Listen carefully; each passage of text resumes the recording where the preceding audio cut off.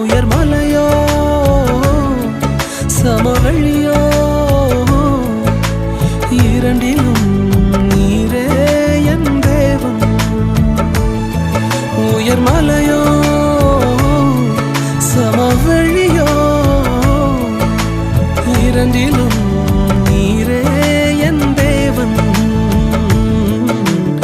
எந்த மாறாதித்திடுவே என் இயேசுவை